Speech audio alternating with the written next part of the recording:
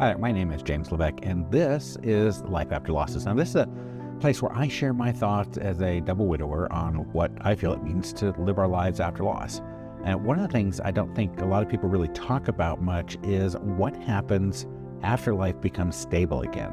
I mean, we spend so much time trying to get through difficult parts and stability starts to feel kind of like the finish line. And when you've worked hard to build a life that finally feels peaceful, the idea of disrupting it can feel unnecessary or even irresponsible. But lately, I've been wondering about the difference between being content and being finished. Not because I'm unhappy, quite the opposite. Sometimes the most interesting opportunities don't show up because something is wrong. They show up because life still has more to offer than we've allowed ourselves to imagine. So let's talk about that in entry 288, the risk of staying comfortable. Now, for a long time, all I wanted was stability. After enough loss, enough uncertainty, and enough years spent trying to hold life together, stability stops feeling like a luxury and starts feeling like a necessity. You stop looking for excitement. You stop asking what else might be possible. You just want life to feel manageable again, like you can finally put something down without it falling apart. And you know what? There's nothing wrong with that. There are times in life when healing itself is the goal, when simply getting through the day's routines require everything you have, and dreaming about the future feels not just impossible, but almost beside the point. When life has been turned upside down, finding solid ground matters. Now, I spent years trying to find that ground. I think most of us do. The problem isn't that we seek stability. The problem is that sometimes we forget to ask whether we've settled into a life that's still alive. I've been thinking about that a lot lately, and not because I'm unhappy, and I want to be really clear about that. In many ways, the life I have today is one I worked very hard to build. I have meaningful work, good friends, a dog who greets me like I'm the most important person in the world every single time I walk into the door. I have routines that support me, interests that engage me, and a level of peace I genuinely wasn't sure I'd ever find again after everything I'd been through. Now, years ago, I would have looked at this life and thought, if I can just get there, I'll be okay. And I am okay. More than okay, actually. But I've started to realize that contentment and completion are not the same thing. You can be genuinely grateful for your life and still feel pulled toward something more. You can appreciate what you've built without believing you've finished building. You can still feel real peace and still feel curious about what's next. And for way too long, I assumed growth was something we pursued because something wasn't working. And if you're unhappy, make a change. If you're stuck, make a change.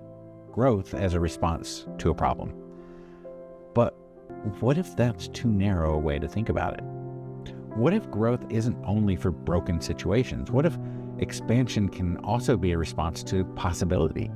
Something healthy people do, not just struggling ones. A few years ago, I started acting again.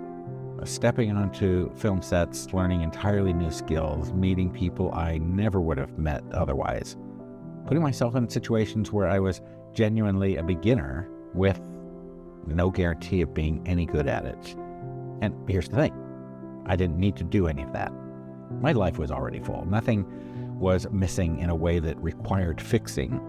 There was no crisis pushing me toward it, no problem that needed solving. I just said yes anyway. And it added something I never would have found if I'd stayed within the boundaries of what was already comfortable. Not because acting became my whole identity or solved some of the problem I'd been carrying, but because it reminded me that there was still parts of myself I hadn't met yet, that the story wasn't as finished as I'd started to assume it was. I think that's true for most of us, if we're honest.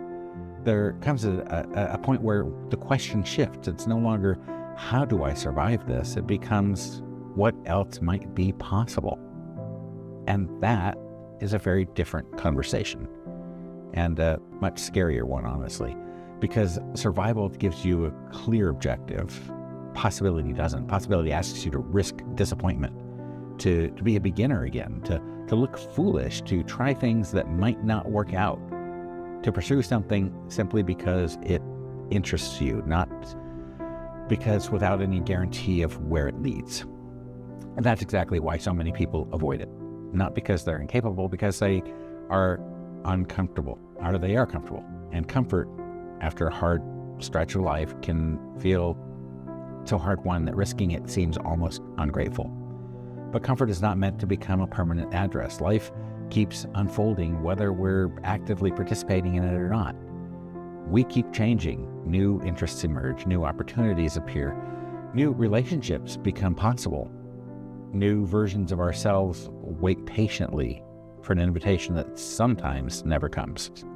Not because we're unwilling, but because we've somehow convinced ourselves that we've already figured out who we are and what our life is going to look like from here.